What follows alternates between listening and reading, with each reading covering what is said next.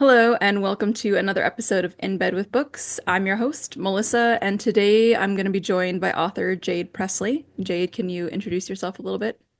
Yeah, hi, I'm Jade Presley, and I am the author of the upcoming romantasy Why Choose book, The Never List, and I'm so happy to be here. I'm very happy to have you on. I think it's the first Why Choose on the podcast, and very exciting. I know, to be clear, listeners, this is not Melissa's first Why Choose book, but I love that. I'm very excited to feature one.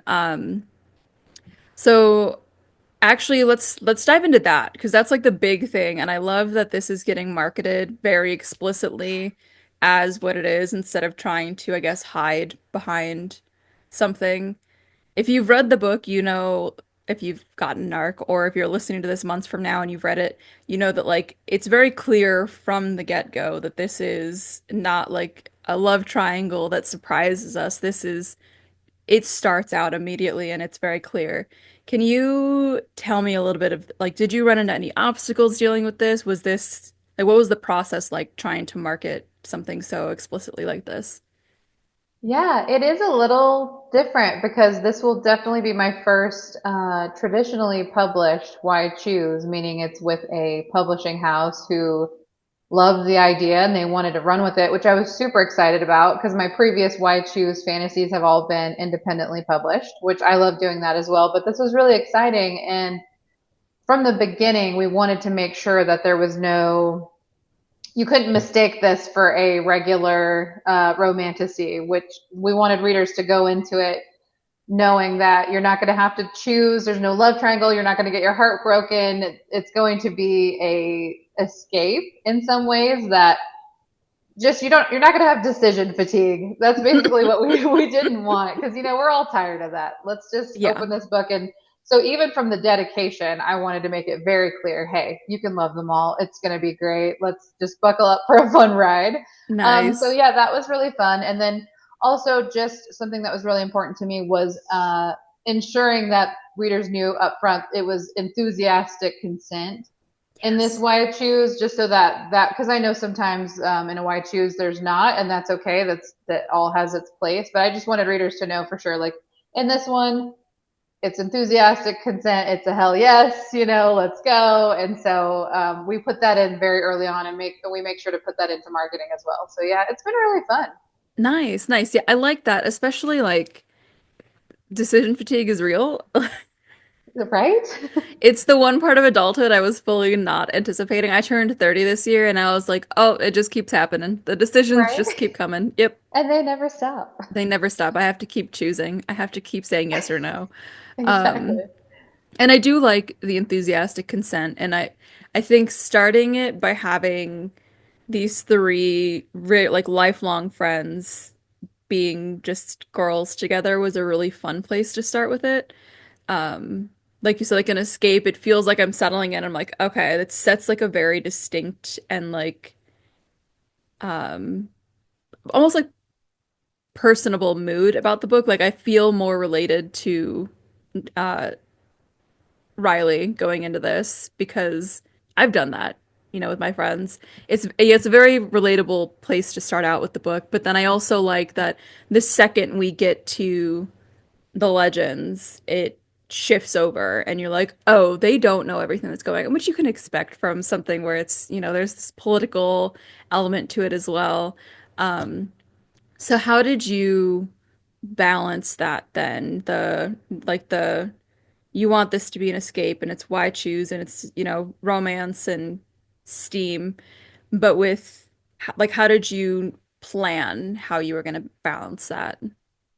Yeah, that was actually it was a difficult balance. Knowing this was going to be traditionally published, I wanted to make sure that it was also plot heavy as well as steam heavy. I wanted something that readers could really sink their teeth into.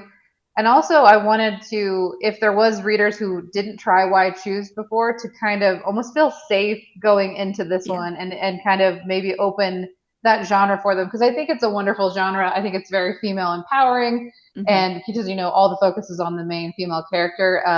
So yeah, it was a delicate balance for sure. I am a plotter, So when I sat down, I go chapter by chapter and kind of watch the stakes and the arc and how it all flows together for each character. So definitely starting off with the girls, like since this is such a female empowering genre, I wanted to make sure there was a good sense of this really just wonderful quality friendship where it's like they're not going to judge you, they're not going to criticize you, there's no passive aggressiveness, it's just this safe space that I think kind of sets the tone for Rylee, where she's going to have a little bit more strength as if she, now than if she did without having her own little found family going into Mhm. something that's totally out of her realm.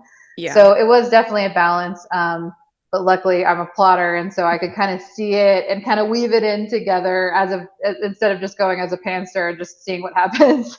No, that's fair. That's fair. That is something that I like to ask people sometimes because I know there's definitely division in the bookish and writer community about plotting versus pantsing. I like to think that I'm a plotter, and I think I partially plot and then I start pantsing.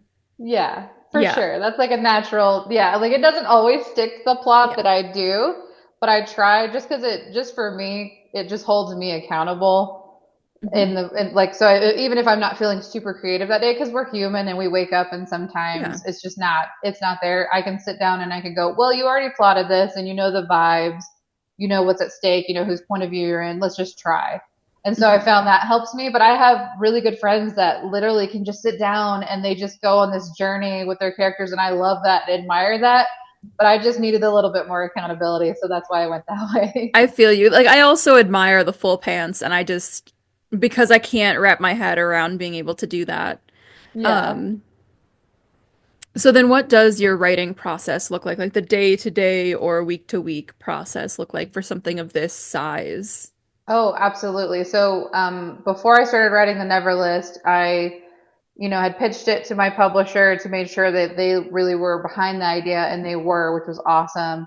And then I'll sit down and I'll spend 2 to 3 weeks plotting and researching all the big idea stuff I need to research. So for the Never List, I plotted chapter by chapter, so I knew the POVs and like what was happening in the scene, but I also had to do a lot of research on like monarchies throughout history. Like I really entrenched myself in that, since there was going to be so much political intrigue in Lumethist, and there was definitely going to be a interesting class structure and things like that. So that is part of the process. Also, before I even start plotting, I should go back. I character sketch in depth. So, because I'm Nice. very character driven. And so I want to make sure I know like their little nuances, like how they're going to respond in certain scenes, like their attitudes, what they smell like, kind of what their voice sounds like. Hmm. So I'll sketch all that out and then plot and then research. And then I get started on writing. And it really depends. Like I aim for like 10 pages a day, but if I'm like really on fire, I'll do more. Or if I'm really not on fire, I'll do less. So it kind Yeah, of just depends on the vibes in general. that's fair. I real quick, your dog, beautiful. Oh, thank you. She Absolute just came monster in. of a dog. She's an Irish wolfhound. She's like a dire wolf, but she's the sweetest thing. Yes, I've seen one in person, just as big in person as they look online. They're huge. There she is. She's so huge. She's my like Velcro dog. She's always with me. Oh. Yeah, she's a sweetheart. Um, pro dog on the podcast, Yes, just to definitely. Okay, I do want to real quick then. You said that you researched monarchies to really get a feel for this. What monarchies or what, dynasties or courts or whatever do you think played the biggest role in this? Yeah, I read so many, even like all the way back to like Egyptian history. It was so much fun. Like Nice. I've really always been fascinated by those, but I think the one that influenced this one the most was the United Kingdom royal monarchy, and because I'd stumbled upon like some, I can't remember what century it was from, but they had collective lists of just the most random things, like the most important people's birthday lists or the who's going to ascend in rank list. And that really played a huge inspiration on the never list, because I thought, Yeah.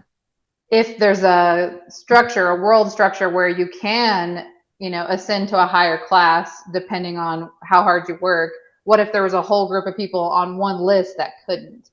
And Hmm.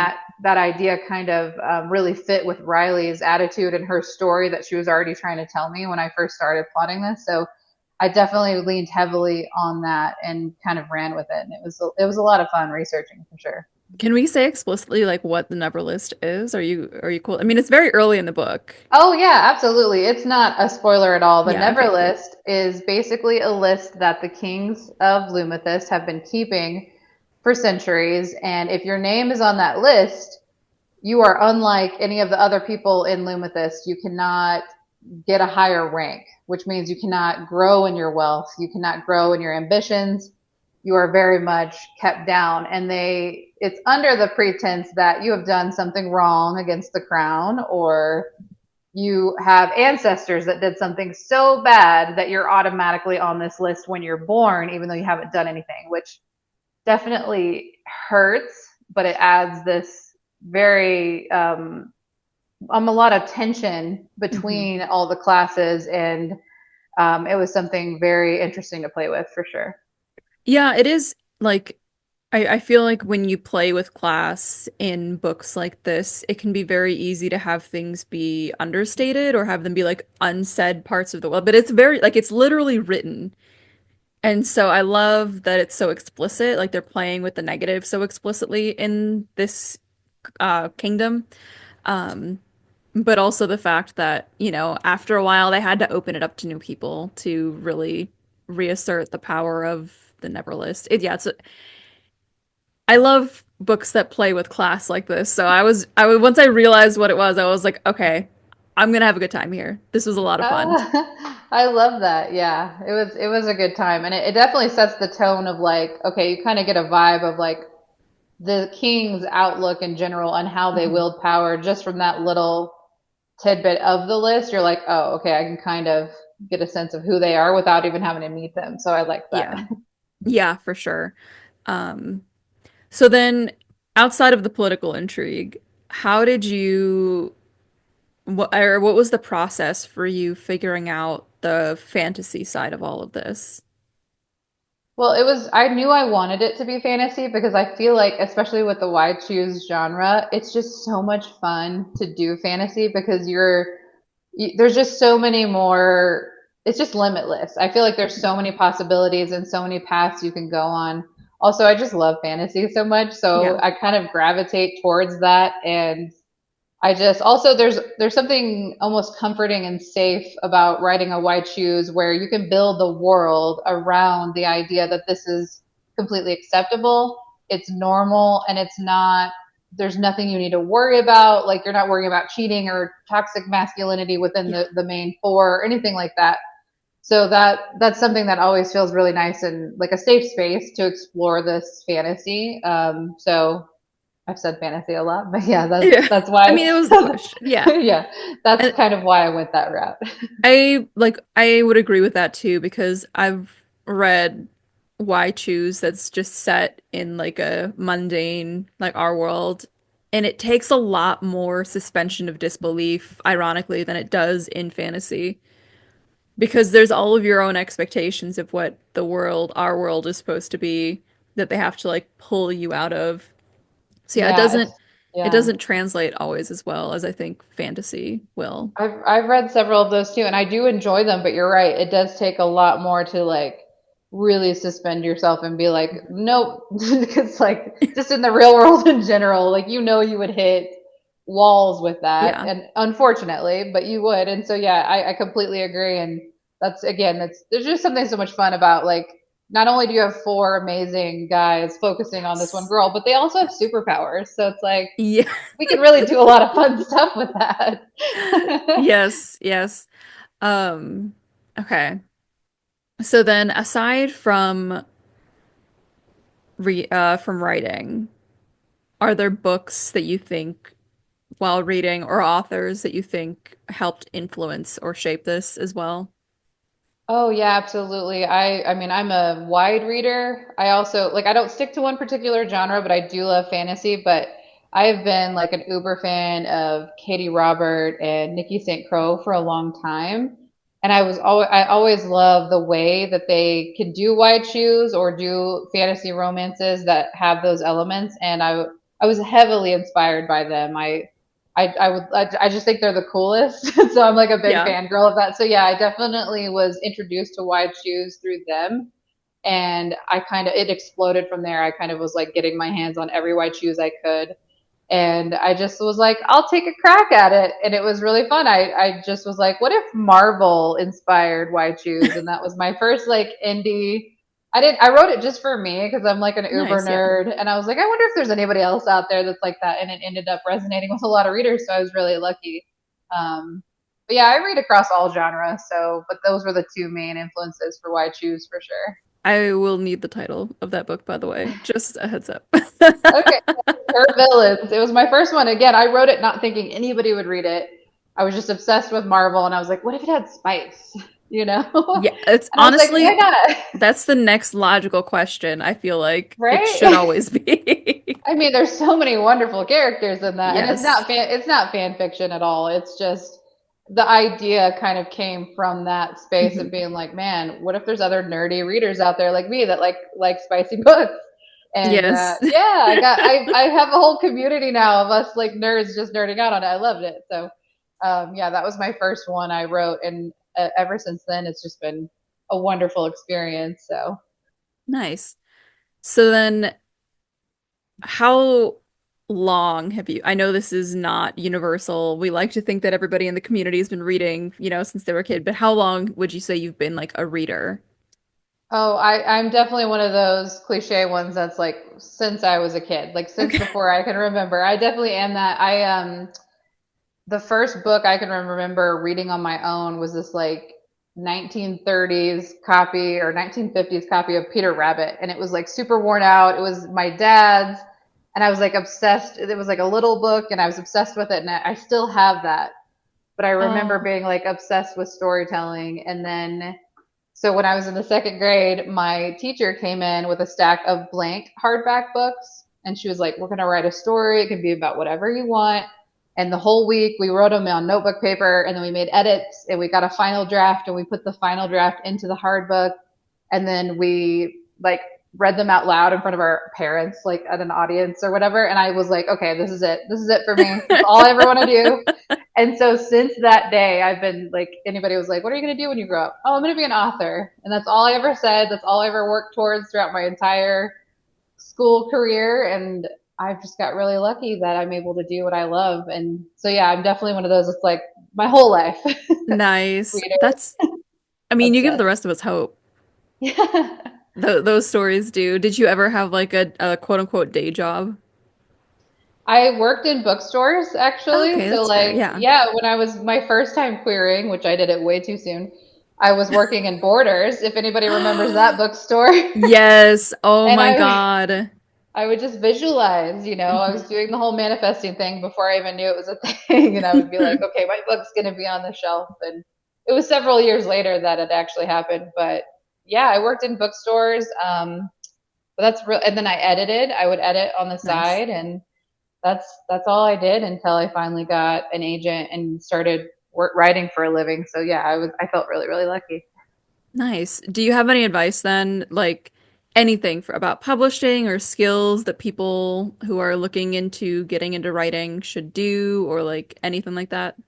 Yeah, absolutely. I think there's several things that kind of play into it. One would be never think that you're done learning. I still to this day will read craft books and take courses and just to keep on top of, just keep your craft sharp, I guess. And so I know that some people think, oh, I know everything, so I'm good to go. And it's like, for me, I know that that's really helped me improve my writing every single year is maintaining that muscle. And then definitely just not giving up because it's so easy in this business to give up because it's so hard. I mean, it's so subjective. So you'll have somebody who says they hate certain things about your story, and then you'll have another person that said that saved their life, those elements of Yeah. your story. So that it's so subjective. And your story is important and it's going to find the right audience. You just have to keep pushing. And I know that's hard because sometimes, like if you're querying for a literary agent and you're getting no after no after no, you're like, well, what am I doing? It's kind of one of those weird things. Like in the real world, in the non-writing world, you probably would be like, okay, I need to try something else. But in this world, it's just about finding your crew, the Hmm. people that who are going to love your book and going to support you. And so, yeah, not giving up and just constantly flexing that writer muscle by, standing on top of your craft or reading. Just reading makes you a better writer. Being Yeah, widely read too, not just in one genre. Of course, you want to focus on the genre you're working on, but just having other genres challenge you too. That's something I would definitely say helped me. nice. Yeah. I also feel like you can't, if you limit yourself to just reading the one genre, then you run the risk of like not expanding your own understanding of like books in general. Right. Yeah. Yeah. Um, I do write on the side. I have not started the literary agent or querying or anything like that yet, but the stories make it feel like online dating, Yes, where it it's like you just is. have to, okay, you know, swallow your pride a little bit and then try again. Because if Yeah, you it keep really is changing like that. things, you're not going to find the right match. Yeah. Right. Yeah, you can't keep changing yourself to try to fit somebody else's like wish list, right? Hmm. You just got to find that perfect person. And I've had three agents because the first two they were great, but we just weren't a right fit. And so Yeah. sometimes you do have to find once you find that perfect person, you're going to know it, and they're going to be like your ultimate cheerleader, and it's awesome. And yeah, it's tough. It is tough, and it is like online dating, but it's definitely worth it. And there is definitely somebody out there that will champion your story. You have to be patient to find them. That's for sure. That's fair. So then, without giving, I guess, like the tea, what were the moments when you realized, oh, I need to find a new agent?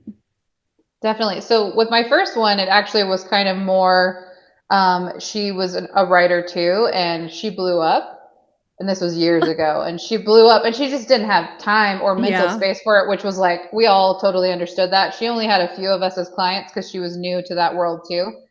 So we all understood, and she gave us letters of recommendation to other agents. So it was a wonderful experience. Yeah. And we were all just cheering for her too because her book blew up. And then the second agent, we worked really well together, but we just there wasn't an I need to, for myself, for my own personal needs, I need a higher level of communication. Mm, I just am a very like I'm a quick worker, and so like I want to know, hey, what do I need to do on this day? What do I need to do here? Is there anything we're going on this project? That kind of thing. And so we just had different styles of communication. And after about a year, I was like, I think we're just hitting a wall together, and it wasn't happy for either one of us. yeah. And so we parted ways very kindly. And then I went out and searched, knowing after going through the first two agents, knowing what I needed as a Hmm. professional and what I hoped they needed from me as well. And then, yeah, I found my third agent, and I've been with her for probably almost 6, 7 years now. And Oh, she's wow. she's just incredible, and she's helped me so much. And she's definitely my number one cheerleader. So Nice. yeah, it was Nice. absolutely worth it. And it's a learning process. That's why I say never stop learning, because it is Yeah. constantly something new. And then were you scared like jumping back into the waters to try to find a new agent, or is it easier once you've had an agent? Oh no, each time I was absolutely terrified. Because even going into the third round of querying, I was like, oh, well, I have, an independent title under my belt and a little tiny accolades, not huge. And I thought it would make a difference. And it didn't really make Oh, a huge difference, until I found obviously my agent now. So it was terrifying. I think it's always scary putting yourself out there because your work yeah. is very, while it's subjective, it's still very much a part of you. And so it's always terrifying to see if it's going to resonate with somebody who has their, head in the market, in the Hmm. current market, and you want to be marketable and all of that. So it was scary, but ultimately best decision I ever made. So I Yeah. definitely would think, I know it's scary, but like if you're in a situation that you're clearly not vibing with and it's not bringing you any joy and it's not pushing you to do better, then it's easier. I would go with the fear over that any day. That's true. I think it's nice to see. Granted, I'm in the internet bookish spaces. I'm in very female focused, female like centered spaces, but it is nice to see that what would have previously been very difficult processes have slowly, through like community support, gotten a lot easier over the years. So that does make me, as terrifying as the idea of querying is, it makes it not quite as daunting, I guess. Yeah, absolutely. It has gotten better because like I think, oh gosh, I'm gonna date myself here, but it was probably 10, maybe 11 years ago that I first started out doing these, maybe even longer. Gosh, I don't know how old I am. But yeah, so I have definitely seen the change, and I love that, especially about the book community exploding online like that. I know that there's always, it's yin and yang. There's always going to Yeah. be good and bad, but there has been such a wonderful sense of community and being able to just have the support of so many people who want to read your story before you even start querying. Like you can even tease Mhm. it and see how the readers are going to react to it, and then it's like it helps you so much. So it does really feel like a real community, even though we're all online and we're all over the country and the Yeah. world. It's such a wonderful thing that's happened, regardless of some of the negative things. I think that just kind of goes hand in hand. But I think there's more positive than there has been negative. So yeah, completely agree. Nice. Okay, so back to the book. Tell me about how you went about creating each of the legends. Oh What was yeah. like the most important things you knew you wanted to include? How did they come to be? Like tell me about all of that. Yeah, definitely. So normally going into a why choose, I will be just hands down, I'm gonna like I want them all to be different for Mhm. sure. I don't want any reader to ever feel like, wait, what chapter am I in? Like whose voice am I in? I want them to know immediately. But for the Never List, Rylee, she came to me first. She was very loud, which I loved because she made my job easier. She was very loud. She was very fully fleshed. She was who she was. And so the deeper I got to know her, the easier it was to create these legends because I wanted them to be able to play to different aspects of her personality. I wanted it to be complementary and also challenging, intriguing, what parts of her would work best with which legend. And so I kind of started from there. And then it basically came down to when I was exploring each legend, like what their vibe was, and they very much came to me like, my Cal is going to be the one that's going to treat you like a princess, and I loved that. And then we've got Jax, who's going to make you work for every single smile you get from him, and he's going to be infuriating, but also push you to be, think outside the box and to, really earn his trust. And then Axel was just the playful, cocky, I'm going to take you on an adventure and make you laugh all day guy. And then Pierce was this deep intellectual who was really going to push your boundaries. And so, yeah, I just, it kind of just flowed from there. And like I said, I do those deep sketches Mhm. and I learned so much about them. And I'm like pages of pages and just kind of drop them into scenarios and see how they react. Um, which makes it feel like I'm not in control, which sounds weird. It sounds weird, but that's just how my process works. So yeah, that's kind of how I created each one. I mean, anyone who's written fiction knows that the characters, after a while, start to write themselves and rewrite Right. the story the way that they want. Yes, So, yeah. for sure. That's 100% accurate. How do you balance that then with writing a why choose? Since you like, I guess it could be similar to just writing an ensemble, but as writing an ensemble, how do you navigate everybody's different focuses?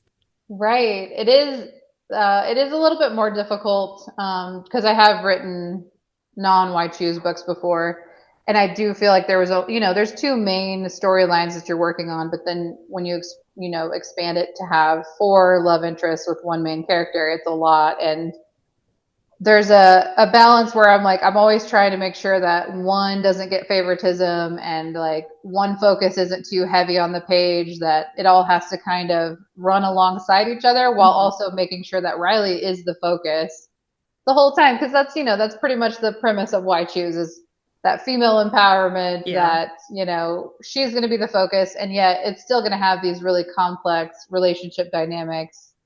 And so yeah, it is always like I think that's where my plotting comes in, helps me a Hmm. lot to make sure it's not like, oh, well, I've just had 6 chapters in Pierce's, point of view back to Yeah. back, and now nobody remembers who Jack says. That's something that I try to make sure I balance before I even start writing the book. But of course, some characters are louder than others, and so you have to like pull the quieter ones out to make sure their focus is still on the page. So yeah, it's definitely a challenge, but I love it. Like it's a fun challenge every Yeah. time I sit down to see who's going to be the loudest. So then is that female empowerment side, would you say like the biggest appeal for you with Why Choose? Yeah, absolutely. I think we deserve it. I think female identifying Yes. people deserve it at this point. Yes. Okay. I'm very much like I can sink my teeth into some feminine rage any day. Hmm. Like, Hmm. and I always want to make sure that I'm supporting and uplifting female identifying people, as much as possible. And I think creating a world like this where you have this just wonderful escape where like you're going to be taken care of. Like, of course, it's fantasy and there's going to be Hmm. stakes and tension, but like these guys have got you, and I just love that. Like, it's just kind of like I said, without the decision fatigue. I think Hmm. we all need a break from that, and so it's so much fun to like get lost in that world and also have like these really wonderful female friendships. Hmm. Like yeah, I really enjoy it. Also, I have goddesses instead of gods in this book, which I Yeah. just again another little nod to the to the female empowerment. So yeah, I definitely like to sink my teeth into that. Okay, I love that. And I also very pro feminine rage Yeah, because right. I yes. think we can all Um feel it. yes, exactly. It's been, capping off lately. Um Right. so I also like that essentially what you've set up because there's the very strong female friendships, there's the very like supportive group of men here. This sense that like in, or I guess it's almost like a response with when there's a soulmate, like a single person, and it's like this one person is gonna save you. It's like that's not always fun though, or like believable almost in a way. So it's like in this book you've set up essentially like this community, which is, I think, in some ways much more realistic in terms of who's gonna save you. It's like, well, one person isn't gonna save you. A community of Right. people is. Yes, I Yeah. love that. Yeah, it's something that I really love, and I think it's super relatable even in, take the fantasy out of it. In the real world, I'm happily married to my best friend, but Yeah. sometimes I'm going to need my best girlfriend to tell me what's going Yeah. on, like to really give it to me true. Or I'm going to need to go to my sister and have her, you know, bounce ideas off of her. So there's always like a community of people Hmm. that is going to fill you up, you know? Yeah. And so that's something that I really love about Why Choose. And there's always room for more, even just the platonic side character relationships, which I love too. Um, and I think that sense of community and found family is something that I've always gravitated towards Hmm. because it's just, especially after the pandemic and everything, that Yeah. loneliness and realizing just how much we do need each other and how much we should be uplifting each other. I think that just really played into this plot a lot and just that connection. It's all about the connection. And I feel like sometimes we're always reaching for that. And that's why reading as an escape is so much fun sometimes because you don't have to deal with the real world and what may or may not be Yeah. happening and that intensity. You can just go into another one and have that found family kind of catch you, which I just love. Yeah. Yeah, and I love because it's the choice. And it's like Yes. it's yes, it's called Why Choose, but it's also the perk of being chosen multiple times, not having to find the one random like we were just talking about with querying. It's like it's a Yes. process because, you're trying to find like the perfect match, and with Why Choose you don't have to. Yes. Your needs are Yeah, still going to be filled. absolutely. Yes, and I love that. I feel like it's just such a relief. Yes, yes. Okay, so then we Peter Rabbit being your First one. Right? Yes, let's go from Why Choose to Peter Yeah, yeah. Rabbit. So how draw the connection there for me. Yeah. Oh no. It Oh doesn't man. have to be in detail, but like what was your reading journey like in your life in your youth leading up to this? Oh yeah, it's been so much fun. I was reading anything I could get my hands on. I think, and I was definitely not monitored. My parents definitely didn't monitor what I read. I don't think they knew that they probably should have. I think I was reading Stephen King when I was like 10 and I was just being blown away by his world. And then, just as I continued to consume more and more, like, Lord of the Rings, those books Yes. really, that kind of exploded my fantasy world. And then when Twilight came out and it was Mm, huge, it kind of showed me the young adults romance world, which I hadn't dove into too much. And after I did, I consumed every single YA book that came out back then. mhm.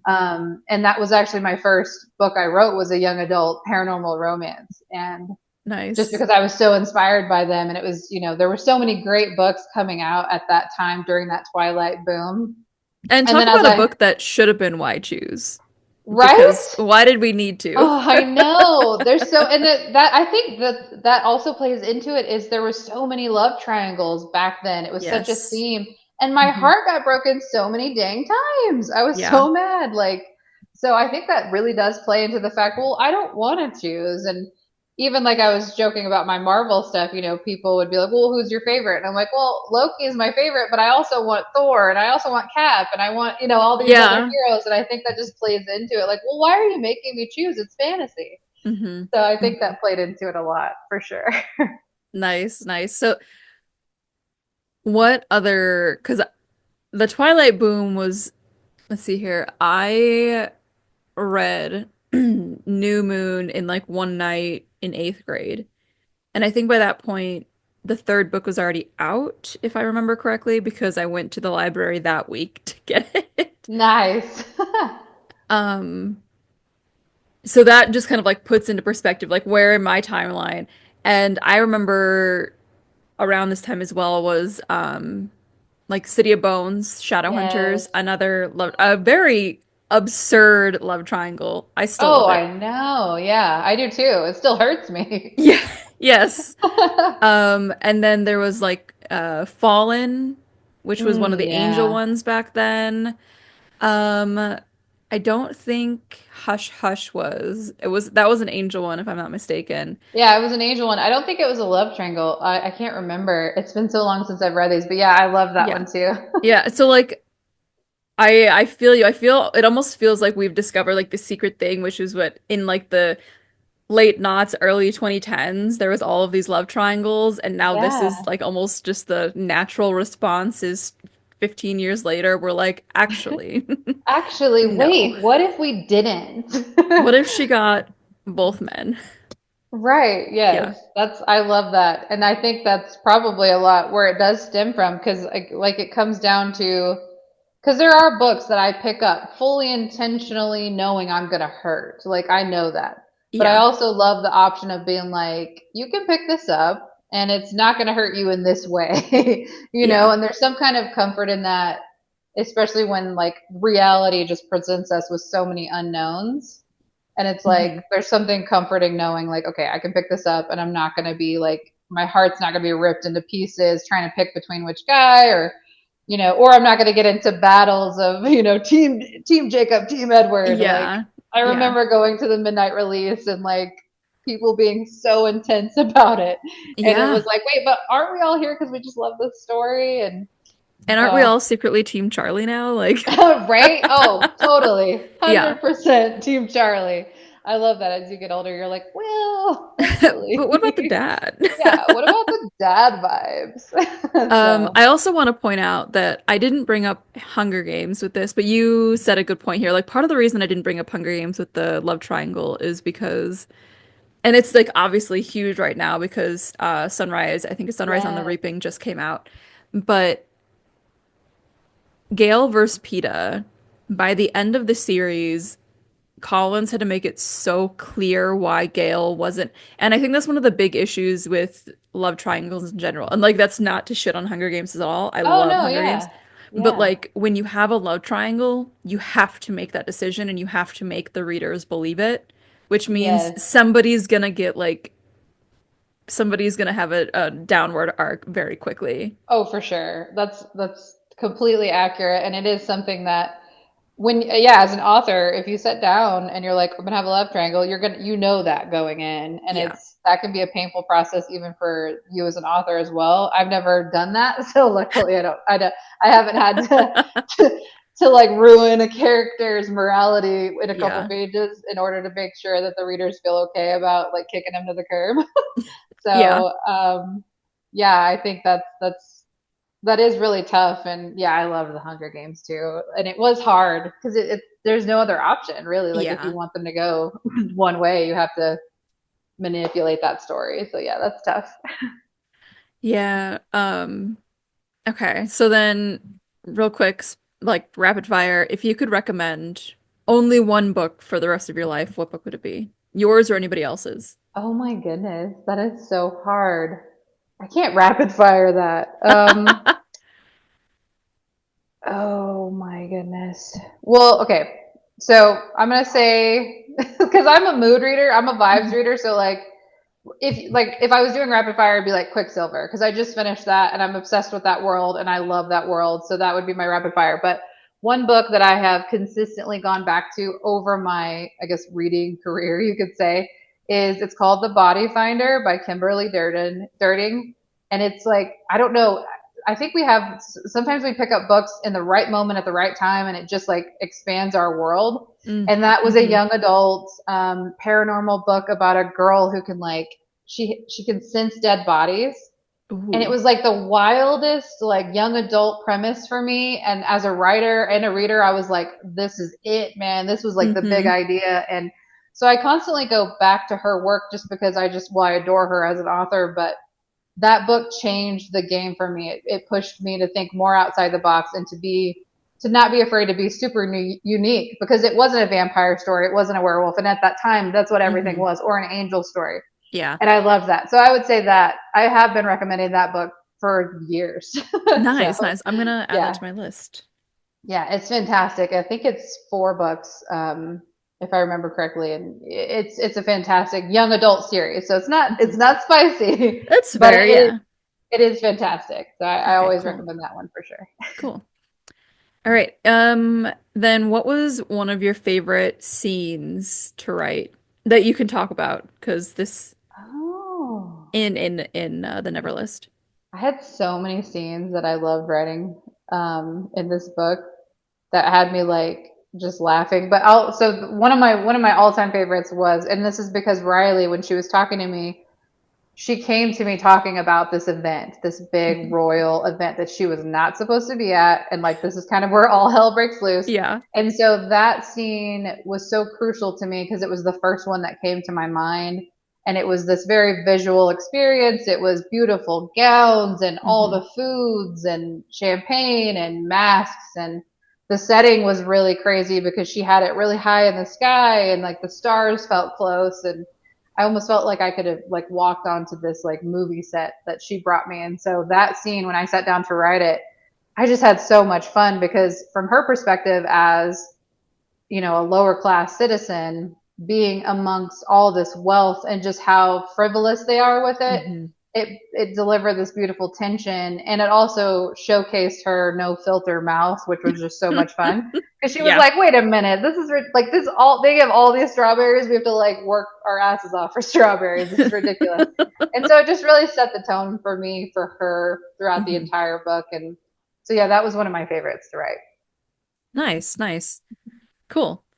Um, I think that's just about everything I've got. Nice. Yeah.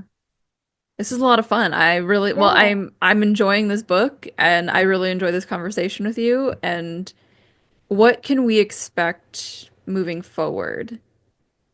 Well, I'm super excited that I can say that I'm deep into book 2. So Nice. I Okay, am cool. already working on book 2. I've had that question a lot Yeah. when people finish it. And so I am deep into it right now, and I'm absolutely loving how much more we're learning about the world, and that's probably all I can say about Okay, that that's one. fair. I was like And scared to even explicitly because I was like, if she says no, I'm gonna be sad. no, I'm so excited. We have three planned, and then that's Awesome. so far that's all we have on the book so far. But yeah, I love this world and I love being in it, and I love seeing the early readers and their comments and messages. It means everything to me. So it's been a really fun experience. Nice. Okay, actually, I've got another one in me. What is the difference then that you're seeing, positive or negative, between like indie publishing previously and this being traditionally published? This has been really, it's so the thing about traditionally published, it's such a wonderful experience because you do get a whole team Hmm. of people helping you throughout this creative process. Where with independently publishing, I do have an editor and we work extremely well together, and it's such a wonderful process. But with the publishing house, they gave me several editors that Mm. to work with and to bounce ideas off of, and it was definitely, I feel like I got the luckiest team ever because they like saw me as a Hmm. writer, as a reader, as what I was going for in this book. And so having somebody to collaborate that just like totally gets your vibe was so wonderful. And yeah, I had a team. I had like three main editors that helped me make sure that this was the best book possible for a wider audience, because they also have more connections and they can get it in more people's hands. And that's something that I didn't have as an independent. I just Hmm. had the amazing people at Book Talk, which is exactly why that my first book blew up, which I will never be able to thank Book Talk enough for that. But yeah, so I feel like the reach is Hmm. wider, and I'm so grateful for that because so many more readers who have not taken a chance on Why Choose have been reaching out and being like, I got this arc and I didn't even know I like Why Choose, and now I can't get enough. And I love that. I think it's a fun escape to take. So that's the main Nice. difference. Nice. And I'm sure it puts into perspective too how like the amount of work that it takes for indie publishing when you see Yes. like what traditional publishing, yeah. So, Oh, for sure. It's definitely like I said, the it's fun with the traditionally published author or team because you're not having to do much with the cover or the mhm, inside art or anything. You just have these wonderful artists who are just creating these things for you.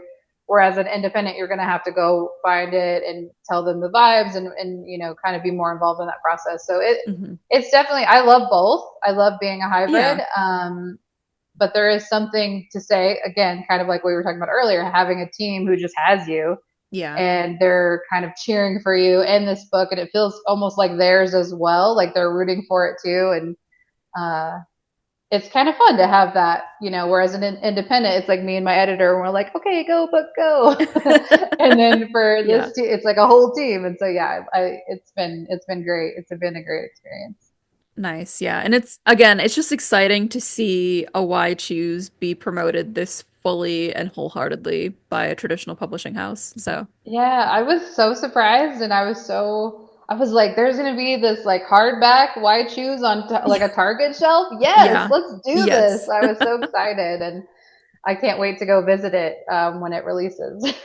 Yeah. Yeah, this is going to be exciting. So, Yeah, thank you I'm so very much for pumped. coming on. Yeah, thank you so much for having me. Yeah, of course, of course. Where can readers and listeners find you?